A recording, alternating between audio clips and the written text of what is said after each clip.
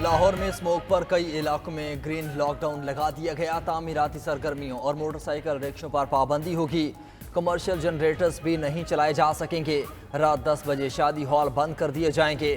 رات 8 بجے کے بعد باربیکیو اور کھلے فوڈ پوائنٹس پر پابندی ہوگی۔ کوئلے اور لکڑیاں جلانے والے فوڈ پوائنٹس بھی بند ہوں گے۔ ماحولیاتی آلودگی کا سبب بننے والی تمام سرگرمیوں پر پابندی۔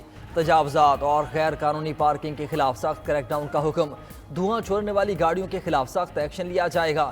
شملہ پہاڑی کی 1 کلومیٹر حدود گرین رنگ کے نام سے منسوب۔ گرین لاک ڈاؤن والے علاقوں میں ایبٹ روڈ، ایجرٹن روڈ شامل۔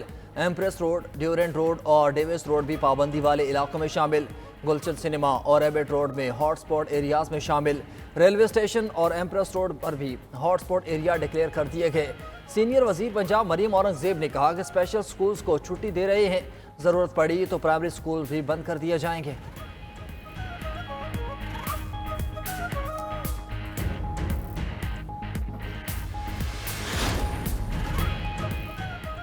وزیر اعلیٰ پنجاب مریم نواز کا بھارت کے ساتھ اسموک ڈپلومیسی کا اشارہ۔ اسموک کا مسئلہ سیاسی نہیں انسانی ہے۔ اسموک پر پاک بھارت ڈپلومیسی کی ضرورت ہے۔ دونوں پنجاب کو مل کر اقدامات کرنا ہوں گے۔ وزیر اعلیٰ پنجاب مریم نواز کا لاہور میں تقریب سے خطاب۔ کہا مشترکہ اقدامات تک ہم اسموک سے نہیں لڑ سکتے۔ سوچ رہی ہوں اسموک کے معاملے پر بھارتی پنجاب کے وزیر اعلیٰ کو خط لکھوں۔ وزیر اعلیٰ پنجاب کا لاہور کے گرد جدید ٹیکنالوجی سے گرین رنگ بنانے کا فیصلہ۔ لاہور گرین ماسٹر پلان کے تحت درختوں کی دیوار بنائی جائے گی۔ صنعتی علاقوں میں شجرکاری بڑھانے کا بھی فیصلہ۔ تعلیمی اداروں اور طلباء میں بھی گرین فورٹس بنانے کی ہدایت کر دی۔ لاہور میں فضائی آلودگی میں معمولی کمی، اب بھی دنیا کا دوسرا آلودہ ترین شہر۔ لاہور میں air quality index 212 record. Bharat کا شہر نئی دہلی دنیا کا آلودہ ترین شہر، ویتنام کا ہنوئی تیسرا، بھارت کا ممبئی چوتھا اور چین کا شہر چونگکنگ دنیا کا 5واں آلودہ ترین شہر بن گیا۔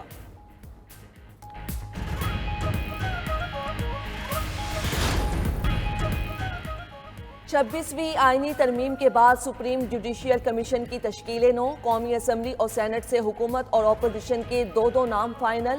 قومی اسمبلی سے حکومت کی نمائندگی بلاول بھٹو زرداری کریں گے۔ عمر ایوب جوڈیشل کمیشن میں قومی اسمبلی سے اپوزیشن کی نمائندگی کریں گے۔ سینٹ سے مسلم لیگ نون کے عرفان صدیقی جوڈیشل کمیشن میں شامل۔ اپوزیشن کی طرف سے شبلی فراز جوڈیشل کمیشن کا حصہ ہوں گے۔ سپریم جوڈیشل کمیشن آئینی بینچز کی تشکیل میں حصہ لے گا۔ سپریم کورٹ اور ہائی کورٹ کے ججز کی تقرری بھی کرے گا۔ سیاسی جماعتوں کے پارلیمانی لیڈر آج نام اسپیکر اور چیئرمین سینٹ کو ارسال کریں گے۔ آرٹیکل 175A کے تحت 13 رکنی سپریم جوڈیشل کمیشن کی تشکیل نو کی جائے گی۔ Chief justice of Pakistan justice Yahya Afridi نے تنازعات کے حل کی متبادل کمیٹی کی تشکیل تبدیل کر دی۔ سپریم کورٹ کے سینئر ترین جج جسٹس منصور علی شاہ ADR کمیٹی کے چیئرمین مقرر۔ جسٹس عائشہ ملک اور جسٹس شاہد وحید کمیٹی کے ممبران ہوں گے۔ Secretary law and justice commission نے نوٹیفیکیشن جاری کر دیا۔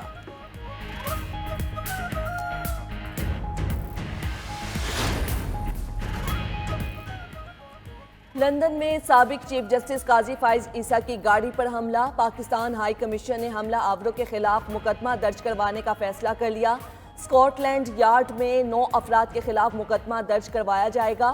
پاکستانی ہائی حکام کا کہنا ہے لندن کے مڈل ٹیمپل میں افسوسناک واقعہ پیش آیا۔ معاملے کو مقامی حکام کے ساتھ اٹھایا ہے۔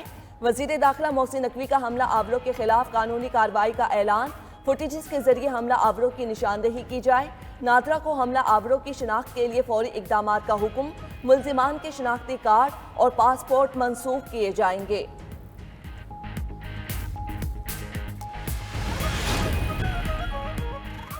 اسلام آباد ہائی کورٹ کے جسٹس میاں گل حسن اورنگزیب ATC جج ابو الحسنات پر برہم۔ کیس کی سماعت کے دوران ریمارکس دیے۔ سائفر ٹرائل میں ہم نے جج ابو الحسنات کے کارنامے دیکھے ہیں۔ جج ابو الحسنات آرڈر کر کے تاریخ دیتے ہیں، بعد میں ضمانت مسترد کر دیتے ہیں۔ اس آدمی کو یہاں اس لیے رکھا ہوا ہے تاکہ سیاسی کارروائیاں کر سکیں۔ دنیا کی کسی عدالت میں ایسی ناانصافی نہیں ہوئی جو انہوں نے کی۔ آپ ذرا دیکھیں تو صحیح یہ شخص کر کیا رہا ہے۔ ایڈیشنل اٹارنی جنرل صاحب، یہ کام آپ کے بغیر نہیں ہوگا۔ وزیر قانون سے بات کریں، آپ کی وزارت اس شخص کا دفاع کر رہی ہے۔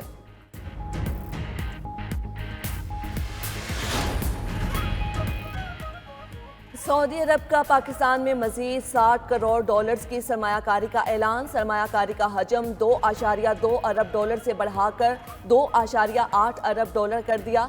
वजीर आजम शहबाज शरीफ की सऊदी वजीर सरमायाकारी और मुशीर शाही देवान के साथ मुश्तरका न्यूज़ कॉन्फ्रेंस। कहा, पाकिस्तान और सऊदी अरब मिलकर खुशहाली और तरक्की के मनाजिल तय करेंगे। समझौतों की स्याही खुश्क नहीं हुई और उन पर काम शुरू हो गया। सऊदी वजीर सरमायाकारी खालिद बिन अब्दुल अजीज अल फालह ने कहा, पाकिस्तान से 27 मुफाहमती याददाश्तें अब बढ़कर 34 हो गई हैं। वजीर आजम शहबाज शरीफ की रियासत में सरमायाकारी कॉन्फ्रेंस में वियतनाम के हम मनसब से भी मुलाकात। तिजारत, सरमायाकारी और दो तरफा ताल्लुकात को मजबूत बनाने पर तबादला ख्याल किया गया। वजीर आजम दौरे के अगले हिस्से में कतर पहुँच गए। पीटीआई आज अपने एहतजाज के अगले और फैसला कुन मरहले का ऐलान करेगी। पीटीआई के सेक्रेटरी जनरल सलमान अकरम राजा का एक्स पर पैगाम लिखा, जमहूरियत और इंसानी हकूक़ के दिफा के लिए पुरअज़्म है। बानी पीटीआई अज़्म और आज़ादी के निशान हैं। रावलपिंडी में मीडिया से गुफ्तगू करते हुए अपोजिशन लीडर उमर अयूब ने कहा कि बानी पीटीआई को जेल में अच्छा खाना नहीं दिया जा रहा, जिससे उनको उल्टियाँ हुई। बानी चेयरमैन जल्द जेल से रिहा होंगे। बुशरा बीबी की जमानत मेरिट पर हुई है।